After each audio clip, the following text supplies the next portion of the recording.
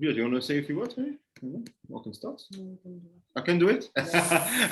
Welcome everyone to this fourth session, our research seminar online on West African history. I'm saying fourth session because last week we had technical difficulties and this one specific paper in French is postponed to the 24th of June. Same time as always.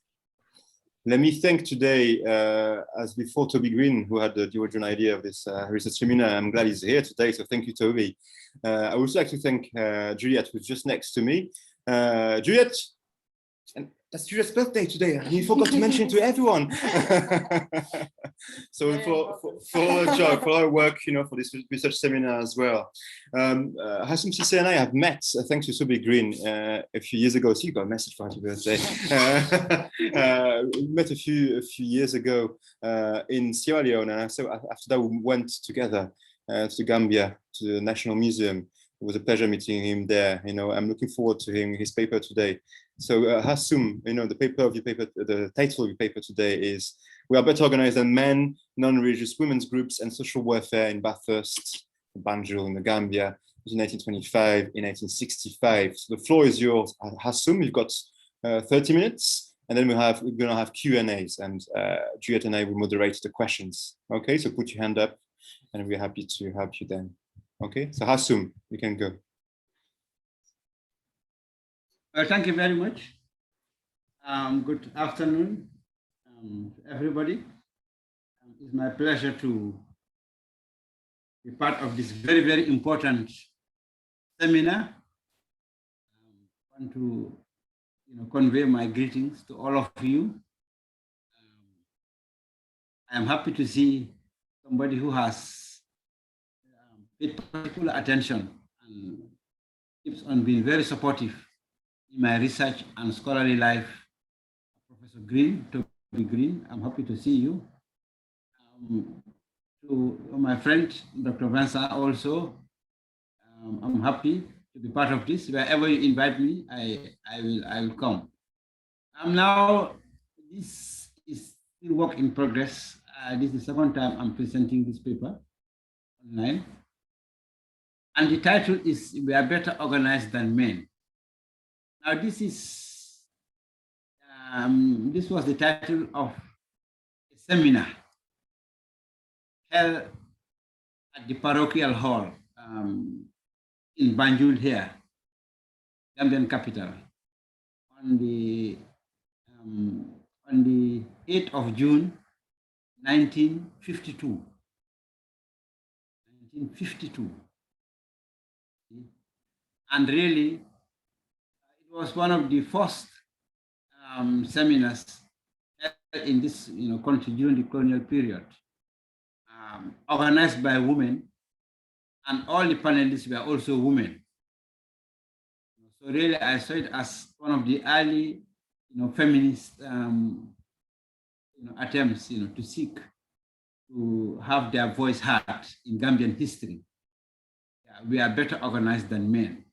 That was the name of the seminar, organized in 1952. So what I want to discuss in the next 20 minutes is basically the roles of women associations during the colonial period in the Gambian capital. Now, this is important because ordinarily, those of you who are familiar with the literature on Gambian history know that it is still thin on the ground. I mean, there's still a lot to write about the history of this country. Scholarship, particularly by local scholars, is just emerging. There was a 22 years dictatorship when scholars avoided this country, except Professor Green and Vincent himself, who were coming here for research even under Yajame's rule, so brave, very, so really, the period of dictatorship, affected research. And there was a time even history was becoming very difficult, even us working in the museum and writing about it, because we had a president who really wanted to appropriate every aspect of Gambian history interpret it the way he wanted to. So really, but nonetheless, scholars are emerging. Like Professor Asansar at Ohio, doing a lot of work on, pre-colonial history. My former colleague here, and Professor Balasaho at Oklahoma, is doing a lot of work on Islam in the Gambia. And like much earlier, the late Professor Lamin Sane at Yale, on religion. My good, friend here, Dr. Toby also, really is quite, is quite a familiar name in the terrain of Gambian history, and encouraging the use of our oral archives. So really, we are now on the right track. We are on the right trajectory as far as building a corpus and a scholarship on Gambian history is concerned. But women issues are still, in the margins. They are still not mainstream. So this is why really I see this, article and other works I have done previously on Gambian women and other aspects of Gambian history as really just the start, for what could be a very, very interesting, subject of study as far as Gambian history is concerned, the role of women. And it's important. It's important, as you will see in the next few minutes. But what I want to do here is really look at women's associations and how they were very, very effective and influential in agencies for change and for social support. Because the colonial period was a period of deprivation for everybody, but the more so for women. See? Yeah, they were highly marginalized. So it is really a story to tell that you had women who worked through associations, like non-religious associations, to be of value to their society. Yes, we'll go to the next slide, please. Yes. The next slide, please. Now, what makes this association stand out is that they had very concrete social agendas.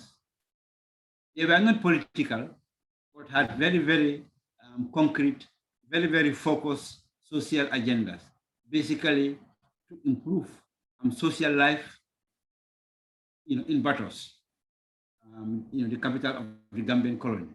Yes, next slide, please. And really, all what I want to do in the next 15 minutes is really to amplify the voice of women in Gambian history. It's like I said, it's just work in progress.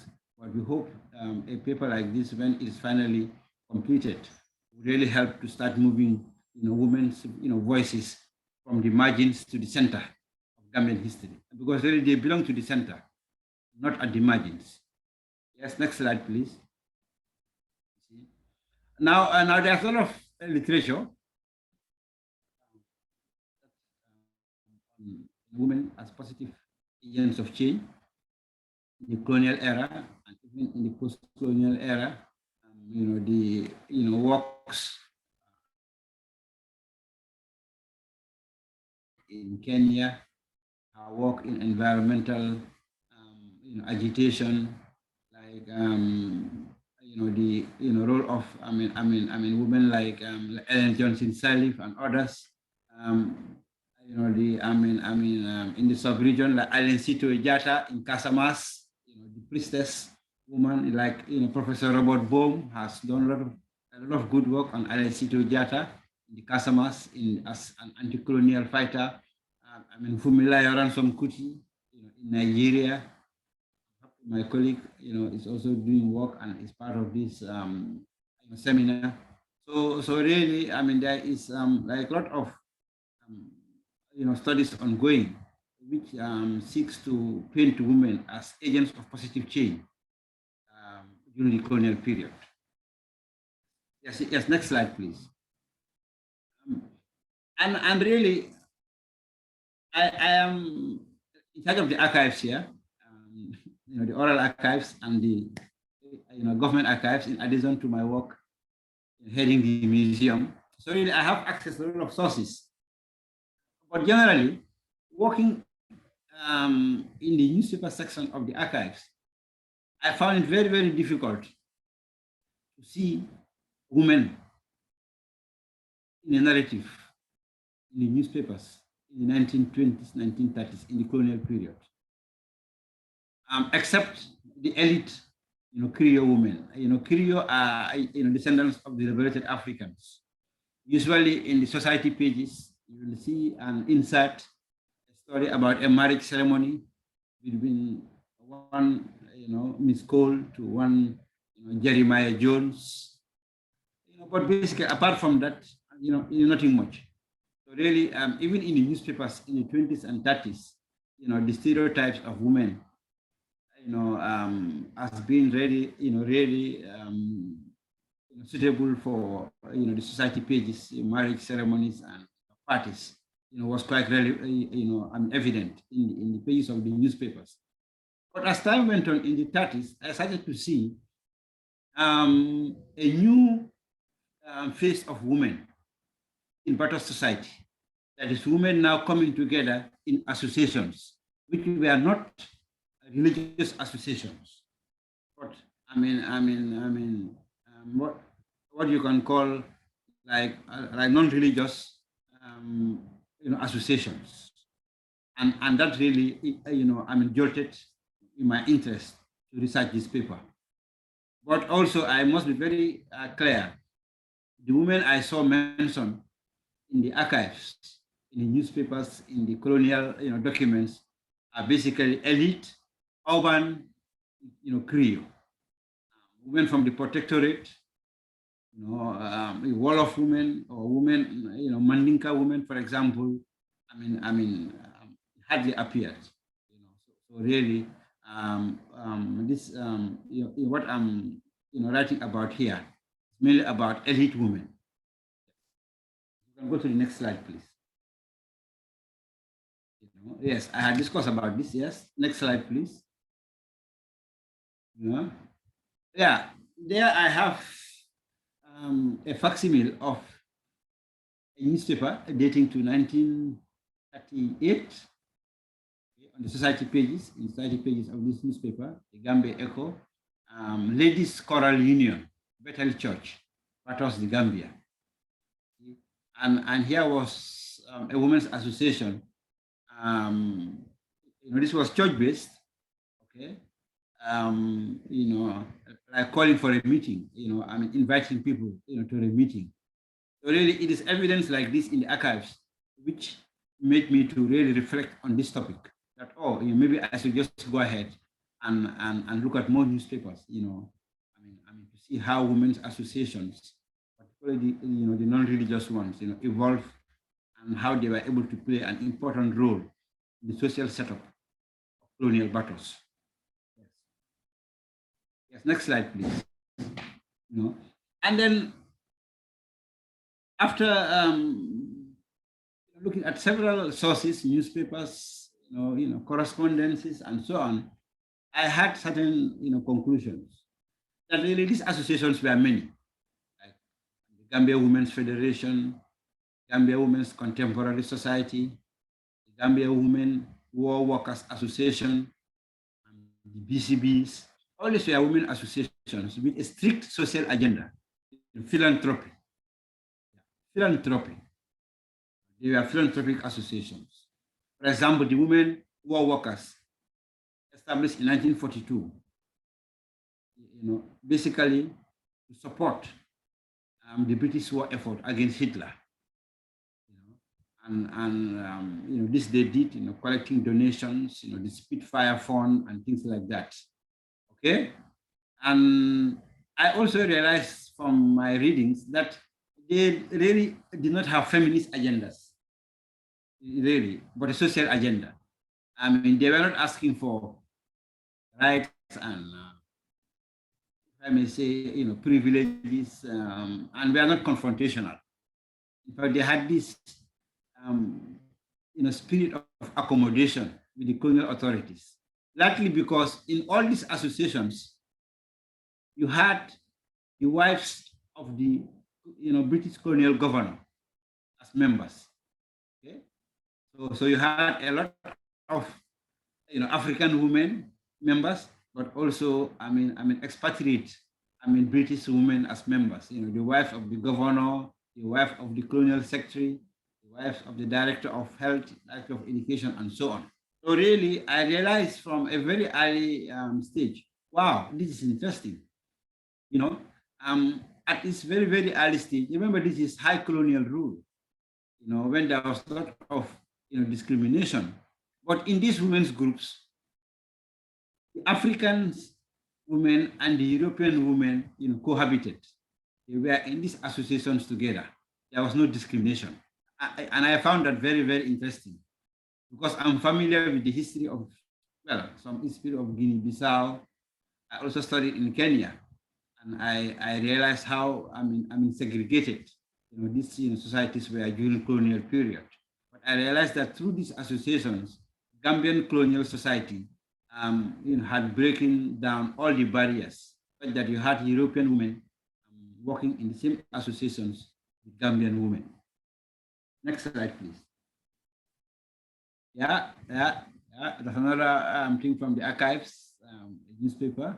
The BCBs, one of the associations, they were holding a reception and sale of works.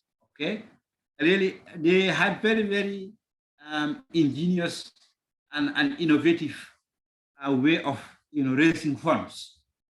Aside the monthly subscriptions, these associations also raise funds through the sale of like luncheon sale. They will sell food at the Market Square, just a few meters away from where I'm sitting, in the center of the town.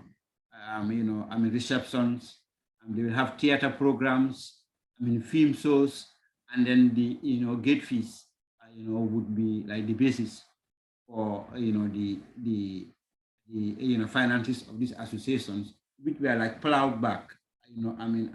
Spent again on assisting like needy girls, girls who drop out of school to pay for their school fees. Buying medicine for the maternity ward at the only hospital in the town here. And things like that. Philanthropic work. Yes. Next slide, please. So as I went deeper into the sources, I realized that these women's associations, they fill in a very, very important gap in colonial Gambia. Because really, the British were very tight-fisted, with us. They spent very, very little on social care. Expenditure on education was small, expenditure on health was small, expenditure on housing was very small, such that there was overcrowding, in this small town, Bathurst, 30,000 people, So really, it was thanks to these associations that some of these social, despondency, if I can call it, this social need, was partly addressed through the, philanthropy and volunteer spirit of these women's associations. You see? Yes, you can go to the next slide. So really, there was this, what I can call the perilous colonial context. So their role was very, very important in addressing, social issues. Let's go to the next slide, please. Yeah, I've explained that. Low expenditure, yes. And there, people died, in the 1930s, life was very brutal in this colony. I have this macabre, fascination, with looking at the, burial records in Bathurst, and it's just sad. Malaria, intestinal disease, diarrhea, gonorrhea, all kind of disease were killing people very, very large, amounts, in very large numbers because of low expenditure on health. And it was these women's associations which would come in and support the hospitals, for example. Yes, next slide, please. So really the health situation was very poor. And it was, yes, next slide, please. The medical and health report described the health of Bathurst as deteriorated due to overcrowding, malnutrition, and malaria. In fact, they used to call it miasma, malnutrition, and malaria, the 3 M's. Go ahead, please. Very low expenditure. Only one government school. So really, the social context was alarming. And it was these women associations, like they volunteered as teachers in some of the schools. Some volunteers, as nurses, support the, nurses at the hospital, and so on. Yes, next slide, please. Yes, okay. That I have the Gambia Women Who Are Workers Association, created in 1942. And in that picture, you see, they were collecting, subscriptions, okay? And they are very, very transparent. These women associations, they were really a good example of transparency and accountability. Even during the colonial period, whatever they collected, they published their accounts in the pages of the newspapers, for people to have faith in their bookkeeping. Yes, next slide, please. And another one was called the Mother and Child Welfare Committee. That's another women's association, very, very engaged with the health of children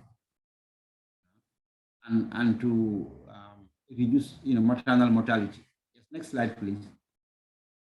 Yeah, that's Lady Jawara. She headed the Gambia Women's Federation. This association promoted skills education for girls. Girls drop out, teenage pregnancy, early marriage, things like that. So through the Women's Federation, Lady Jawara, later she became the first lady of the Gambia, was married to our first prime minister, played a very, very important part in introducing skill centers like sewing, baking, to teach, these, girls and vulnerable, women, skills so that, they'll be able to earn their living. Yes, next slide, please. Yeah, so I just, I'm still looking at certain, concluding,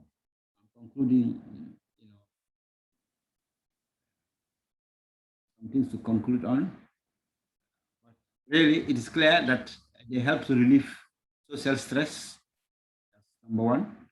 Number two, the issue of collaboration or cooperation. Like I said, the membership was open to African and British women living in the Gambia. Really, there was a lot of cooperation, but they also brought in men. For example, men volunteered in the Women War Workers Association.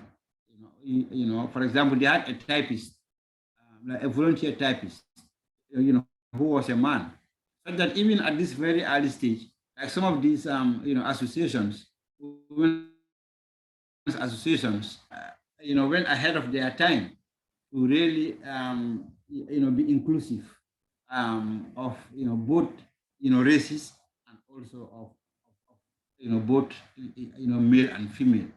Now, there's still a lot of work I want to do on the issue of collaboration. Some thought they were too close to the colonial authorities. Like I said, they were not angry with the colonial authorities. They are not asking for independence or liberation. Yes, all what they wanted to do, it seems, was just to have the opportunity to relieve, the social stress in society. But I know they were tolerant, very, very tolerant. And they were also non-racial, which I find very, very useful. And almost, thinking ahead of their time. Because we are talking of the 1930s and the 1940s and 50s, when there was still a lot of discrimination in the colonies, like the color line, was still strong. Where the natives, should stop, and the British, colonial officials, should begin. Yeah. So, like I said, I'm still working on this, research. Even this morning, I was at the archives, this morning, looking at more information, particularly on Lady Jawara, the lady whose picture you have just seen.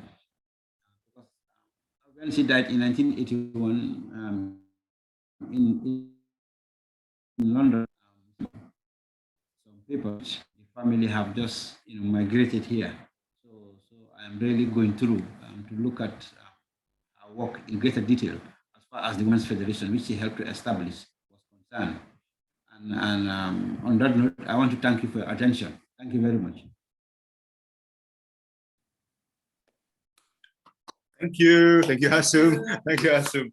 Let me just thank you first for your paper. I learned a lot, and you clearly showed us actually we don't know enough about Gambian history, and actually we're even suffering from a second issue here that Gambian history was just mainly written by men. Am I right?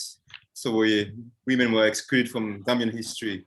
So there's a kind of double scale here, which is quite interesting to consider here. I got a lot of questions. I got a list here this way. This is. Maybe even ask you questions, for your paper. I really enjoyed. Is someone else interested in asking questions before I do? Please raise your hand. Or... Maybe you should start. Maybe you should start. I've got one. Yes. Sarah Panata, please.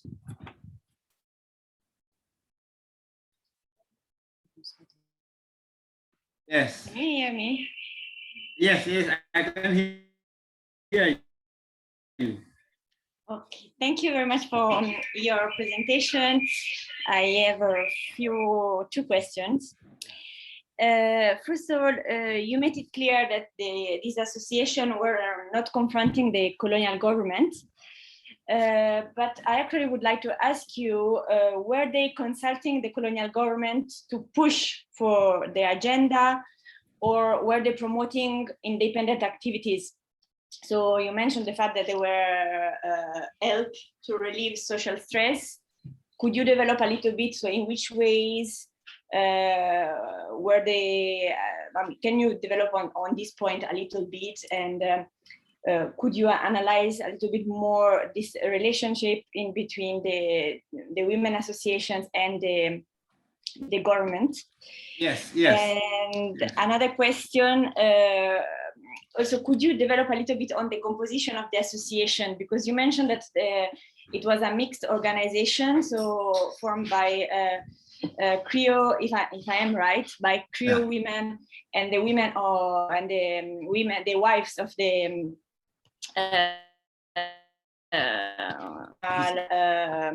officers. So I was wondering why this association and why there were no women from the protectorate. So if you could develop a little bit, or I don't know the contest.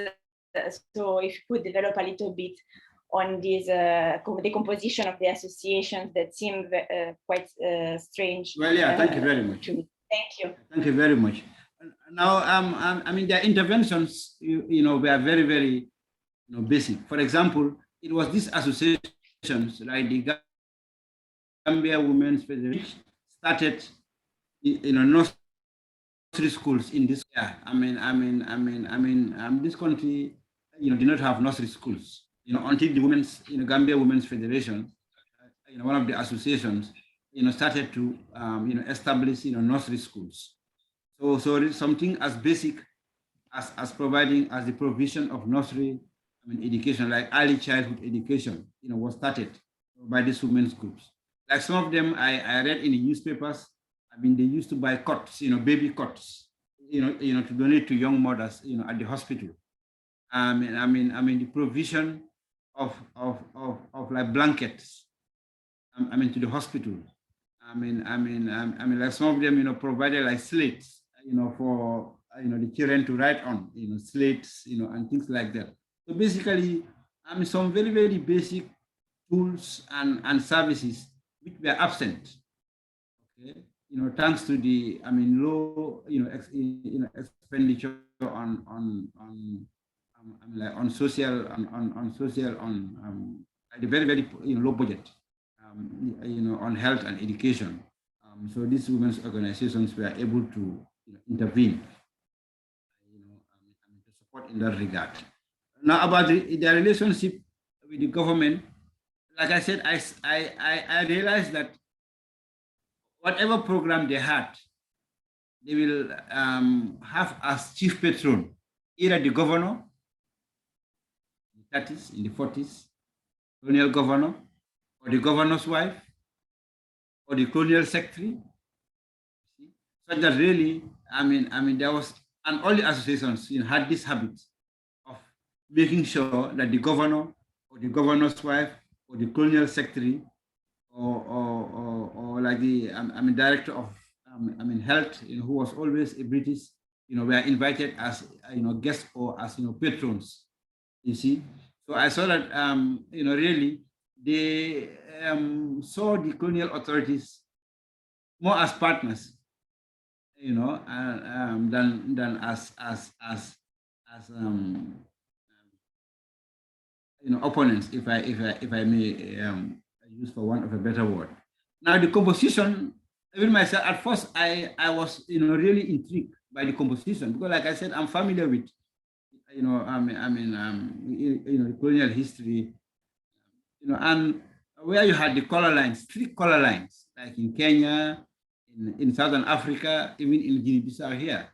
But I realized that as early, from my own studies, as early as 1925, when these first associations were established, they had no color line. You had the Aku, Creole women as members. You had British women, as members. So in fact, the line was if there was any line, it was the line that protectorate women did not feature. Women outside the colony, were completely absent. In my own findings, so that I found very strange that European women, were in this association side by side with the urban elite, Aku women. But if they are Wolof or a Mandinka, or maybe like a Sarahule, in Birkama, just the villages next to the colony, or in Bara or in Georgetown, you really I could not see their names in the membership list. So that is subject for further research. It's very, very interesting. Thank you. Thank you very much. Hey, Rama, how are you?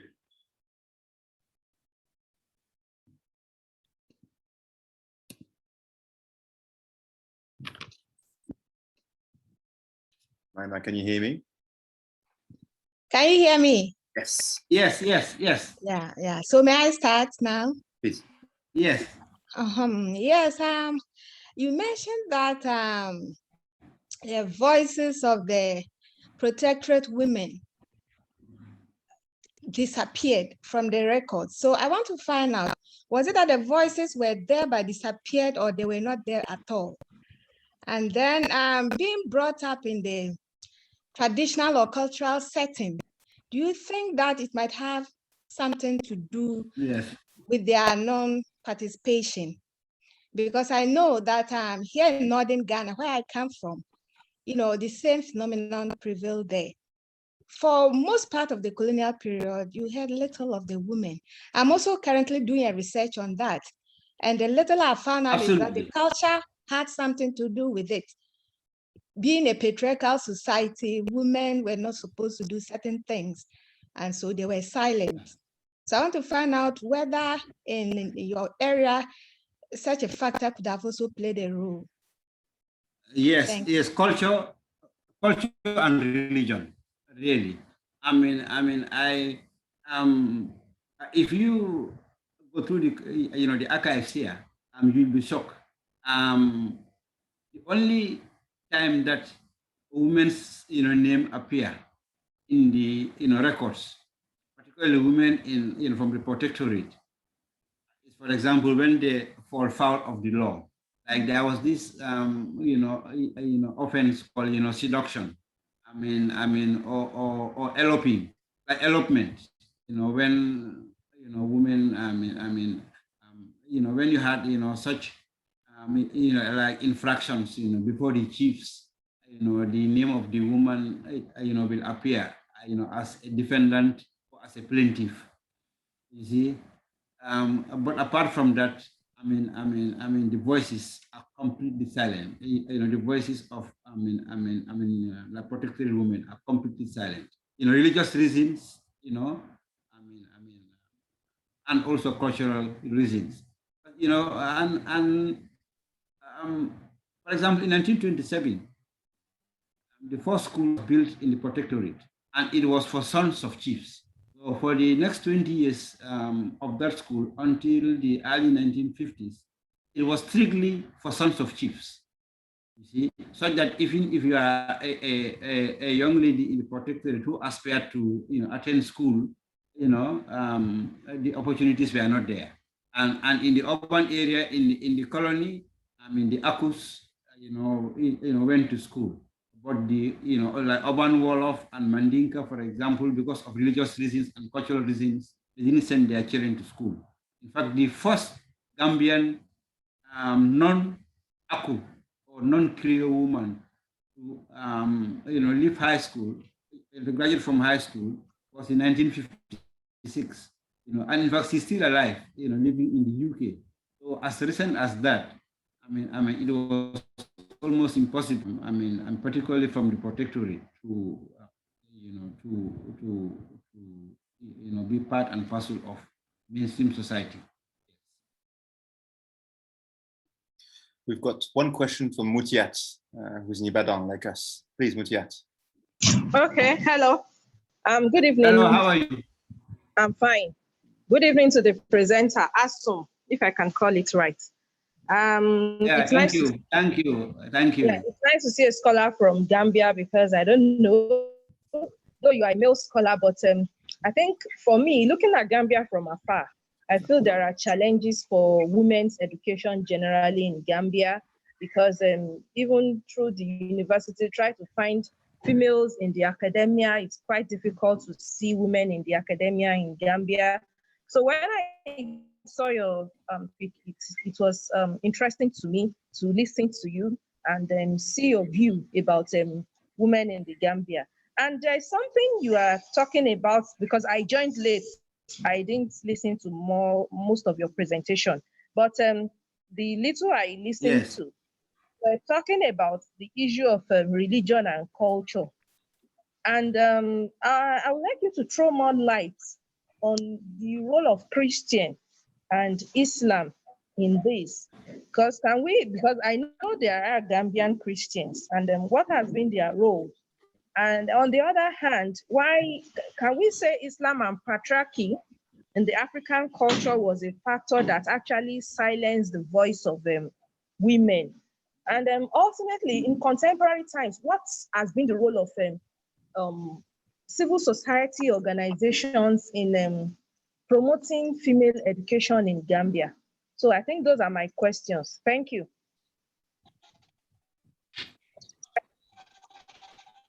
Yeah, thank you very much. Really, as I said in the answer to the last question, the patriarchy, very, very important part, and Islam also. I really, for a very, very long time, all the schools, both in the protectorate and the colony, were run by missions. Anglican, Catholic, the Methodists. Okay, and really, Muslims would not even send their male, okay, their sons to these schools, not to speak of sending their daughters. Okay? That has been, really, I quite agree with you, and that has been, one reason really why, scholarship, of Gambian women is just, it's just, gathering, momentum as we speak, because for a very, very long time, there are opportunities for women's education, particularly outside like Bathurst, that's Banjul here, were almost non-existent. One, lack of educational facilities. Two, religion. Muslims were not prepared to send their children to mission-run schools, to Christian mission schools. And number three, the patriarchal nature of Gambian society, which is still intact, which really put more premium at educating like a son than the daughter. And really, this is still a reality. There is so much effort now since the change of government. There are so many NGOs now coming, try to promote girls' education, retention in schools. Thank you. All right, thank you. Thank you, Hassoum. We also have a question in the chat. Let me read it to you while to give you a bit of a rest. It's about the type of platform used by Gambian women in the years of the paper. Yes. Can you read the question? Can you have a look at the question? So basically, are we just talking about women who are members? Is it the one from our friend? So comments about Nigerian in the southwest, about Fumila Yoron-Mputi, who oppose the British colonizers. Okay. But you've got a comment as well, a question, more a question about was this type of association the only platform available for women in Gambia? It's kind of linked to my question, so let's stick that one first.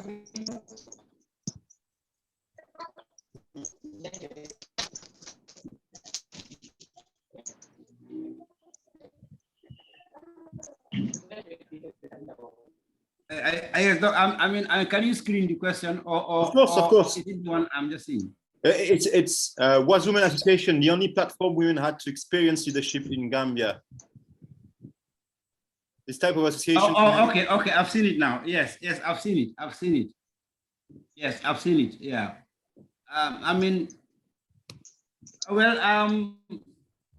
For me, so far in my research, in the absence, since women were not, newspaper editors, I checked that you had very, very few. In fact, until 1956, I did not come across any like Gambian, woman who was active, in the newspapers. So that platform was completely absent until 1956. They did not, form, political parties. The earliest political party in Gambia was formed in 1951. Okay, and really it wasn't formed by a woman. And although women had, positions in these parties, so really I think the associations were the main, platform for, for the urban, educated women to really have their voices heard on basically, social issues. Yes. Now, on the issue of higher education, this is very interesting because, in fact, people like Lady Jawara, who established the Gambia Women's Association, or people like Rosamund Fowlis, who established the Gambia Women's Contemporary Society in the 1930s.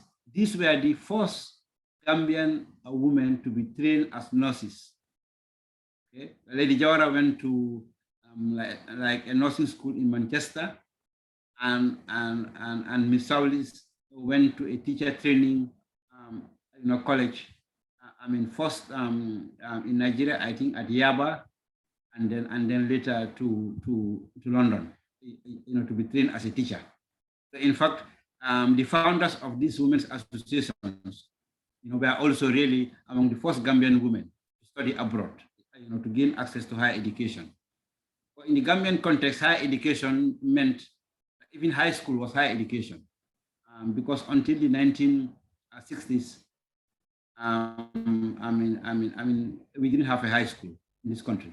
So you had to go to Nigeria or to Sierra Leone or to Ghana to go to sixth form.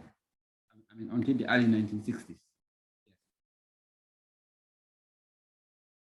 I guess it's kind of linked to my own question about these women seen as workers more than women, you think, in literature?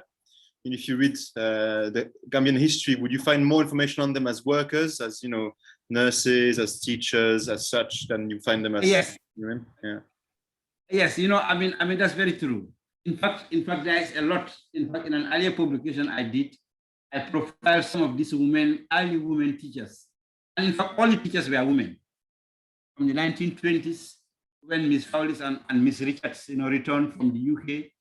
I mean, coming to the 1930s to the 40s, when Lady Jawara, I mean, Miss Collier, I mean, our first radiographer, all of them were women. In fact, I mean, if you look at the you know, staff list for the Gambian hospital in Bansang and in Bathurst, you know, we only had 2 hospitals. I mean, you'll see that like 70% of the staff were women. And the Methodist Boys High School, the Methodist Girls High School, you know, the Anglican School, and the Roman Catholic School, which later became St. Augustine's also. You see that, I mean, almost half the teachers, you know, would be female teachers. But really, in those 2 professions, I mean, they, you know, got feminized very, very, very early. You know, very, very early. I mean, in the 1940s, 50s. Thank you, Hassoum. I think you still got actually a question still about your title, and I think it's a good title. You know, we're better organized than men, which suggests that the women you talked about cared about gender, basically. So it wasn't just the class dimension, which was important, or the labor dimension, but gender was. Can you elaborate? And back to that, I find the title of that symposium very intriguing, because this was just a year after our first political party was formed, okay, the Gambia Democratic Party. I see. So who knows? I don't know whether there was a pun. I don't know whether the title was meant to be a pun. So let me guess, there were just men in this political party. Let me guess, just men in this political party. Yes. Yeah, or maybe it was an early attempt to of having a woman-led political party in the 50s. Yes. Interesting. I can see Toby has a question. Toby, go for it. Thank you very much, Vincent. Thank you very much, everybody, for this wonderful questions and discussion. And Hassoum, I have a couple of questions for you. I have about, I find it very interesting that you finished with Lady Jawara and you discussed her a lot. And I wondered if her role with the women's associations and what she did, it had any contribution to her husband's popularity, and even, I mean, was it actually a team, in fact, in some ways, which saw him becoming the Prime Minister of the Gambia on independence? Is yes, that a perspective which might be interesting? And I just had one other question, which I would also, because I was very interested. It's the first time I heard you give a paper where you really began to talk also about the, well, you described it, I think, as the meanness of the British in the Gambia and the impact that had in terms of, which I don't think has really been explored very much by Gambian historians, and I wonder if you're going to take that further. So, well, thank you very much, Prof. Yes, in fact, Lady Jawara, you know, her husband wrote on her shoulders as president or as founder of the Gambia Women's Federation to win political office. In fact, I think that's one reason why the federation also disintegrated.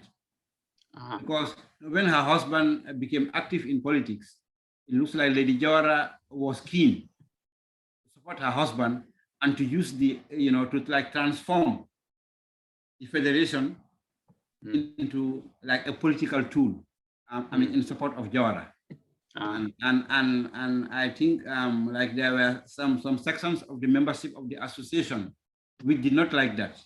We thought that the association, the federation, the Gambia Women's Federation should remain true its, you know, social calling, you know, and not it become like an appendage to a political party.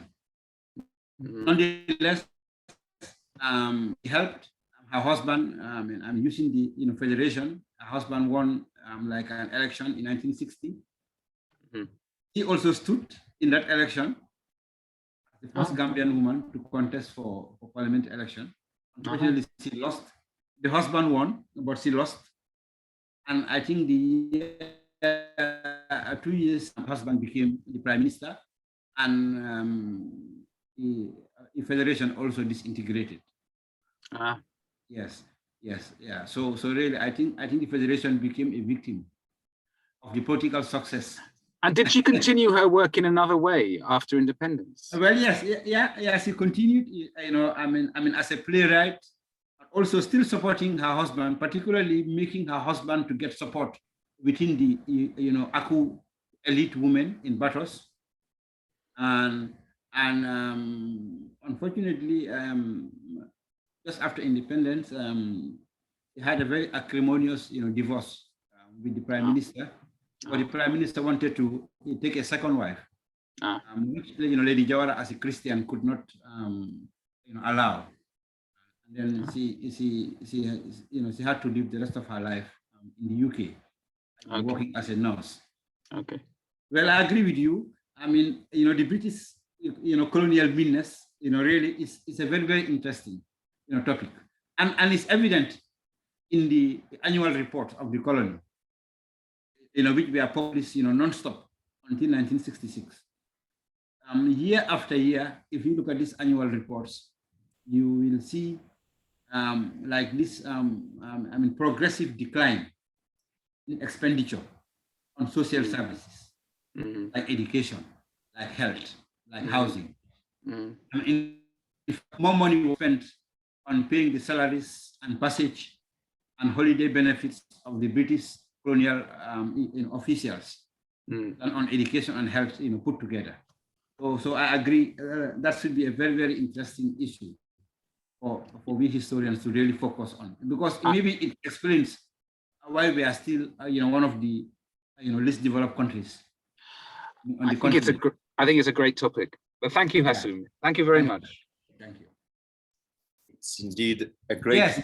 I was also. I'm looking at the question from Mokaki on the political associations. Yes, like I was saying, some of them, like the Women's Federation, are really got transformed into like the women's wing of one of our nationalist parties, the party which took us to independence, the People's Progressive Party. And also, all the other political parties really started to develop a women's wing, a youth wing and a women's wing in the 1950s. And really, the only organized groups that these, political leaders could tap into to, massify, as the French will say it, is, their women's wing was to go into these women's associations, because they had structures, they had executives, they had, entry points. Okay, so the Gambia Democratic Party, the United Party, the People's Progressive Party, the National Party, all of them, after they were formed in the 1950s, really, look towards these women's associations, as like a source, for membership into their women's wings. Yeah, so also in that role, they became maybe the unwitting players in the decolonization politics of the Gambia in the 50s and 60s. Do we have a last question, maybe?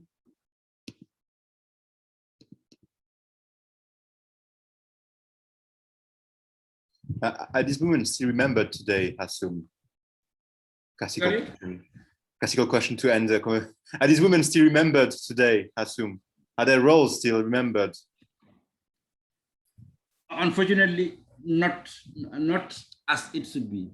Like I said, I am a fan of this subject. I'm working on this research. I do, popular articles in the newspapers. Like on Lady Jawara. Recently I did a radio program on her. Hannah Foster, Rosamond Fowlis, Lillian Johnson, the first, woman, newspaper columnist. I have done, profiles, Okay. brief profiles on all of them, but they are hardly known in the country, except within their family circles. Unfortunately, but the politicians whom they manage to, who manage to write on the shoulders of these associations, like Sadauda, First President P.S. Njai, are well known, and celebrated. Yes, I just did a biography on P.S. Njai, for example. Your research has a massive potential. I don't know. I can see it from here already. Yeah. Okay. Yeah. But Yes, well done. yes. Thank you for your paper. It's my pleasure. Thank you for your paper today. You sure there's no last question before Toby's clapping? Yes, so I'm clapping as well. But let me thank you today, Hassoum. It was a great paper. I learned a lot. I'm looking forward to reading. Yeah, I was timid. I was timid because of the internet. I thought the internet will, but it looks like everybody has gone home, so it's stable. Yes, thank you very much. Thank you for taking the time, and please be in touch. If you want to learn more about and I have my email there. I have my email. Please. That's the aim of our seminar, really, to exchange email and to foster even more research. So well done, and thank you. Thank you. Thank you very much. Bye-bye, everyone. So see you in 2 weeks for our next seminar. Okay. Bye-bye, everybody. We'll be by Mutiat with us today. So thank you. Thank you. Goodbye. Bye-bye. Bye. Bye-bye, everybody. Bye-bye. Thank you. Bye. Bye-bye. Bye. Thank you. Bye. Bye, everyone. Bye. Bye.